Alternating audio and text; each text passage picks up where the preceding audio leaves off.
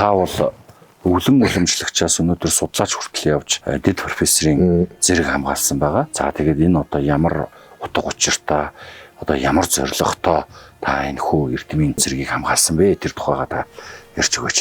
За энэ Монгол туул гэдэг юм бол одоо маш олон утга агуулгыг ингэж агуулж ирсэн ийм том соёл. Тийм учраас Монгол туулыг одоо гүйцэд судлана гэх юм бол үнэхээр нэг хүний нас ч бараг хүрхээргүй том юм.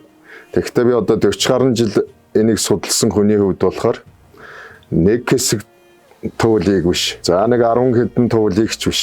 Нийтдээ одоо энэ Монголд одоо сүүлийн хэдэн зуун жилд хураагдаж, ард түмний ам дамжиж, оюунаас оюун дамжиж ирсэн энэ өвийг за ер нь олон талаас нь судалж үтсэн. Тэгээд одоо үндсэндээ нэг шинжлэх ухаанд бүртгэлтэй нэг 100 гаруй туул дээр нэмэрлээд за одоо нийтдээ нэг 274 туулийн ай савын хүрээнд л одоо энэ одоо судалгаагаа ч хийлээ, заримыг нь өөрөө хайлж олон түмэнд хүргэлээ.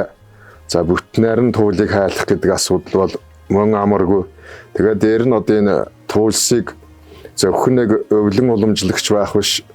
Одоо Монгол дотроо бол одоо нэг сайхан тийм өвлөн уламжлагчлангаа яваад байдаг. Хил давхаараа бол миний 2 морин дээр Монгол улс байна гэдэг одоо тэр том ойлголт л хүнээс угаасаа тийм их хариуцлага хүлээгдэв юм байна. Ягаад тэгэхээр энэ Монгол өв соёл гэдэг юм бол өөрөө асар их тийм хариуцлага, хүндлэл. За одоо энэ том урлагийг чинь одоо би ямар төвшөнд авч явах уу гэдгээс өгсүүлэл одоо тийм нэлээд их одоо хөв хүн дээр тийм ачаал ирдэг гэсэн үг.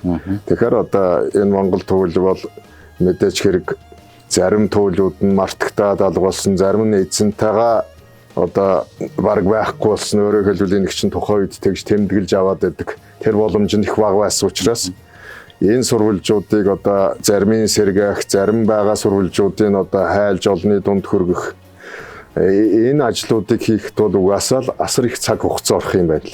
Тийм учраас одоо сүүлийн нэг 30 хэдэн жил амьдралаа энд зориулаад энэ ажлын хойноос одоо болтол ер нь бараг л завгүй. За тэгээд үндсэндээ эн чинь бие даасан яг энэ чиглэлийг ингээ хөгжүүлээд ингээд аваад явъя гэсэн тийм томоохон төслүүд урд нь бүр байхгүй. Одоо сүүлийн хэдэн жил одоо яригддаг болж штэ. Тийм учраас энэ дээр бол одоо 98 амьдралаа зориултал явсан л гэсэн үг. Тэгээд нэг хэсэгтээ би бол зөвхөн ингээд өвлөн уламжлагч л байсан.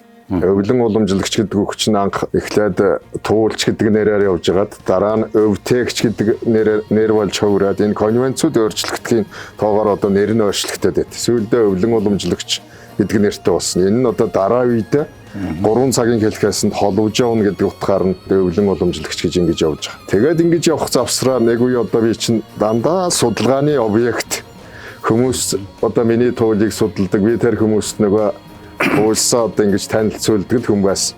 За дээр нь одоо түгээн дэлгэрүүлэх гэж бас нэг том үе шат байдаг. Тэр нь одоо Монгол улс дотроо болон гадаад улсад түгээн дэлгэрүүлэх ажлыг бол одоо ёстой жинхэнэ өөрийнхөө мөнчгөрээр гэдэг шиг л явсаа.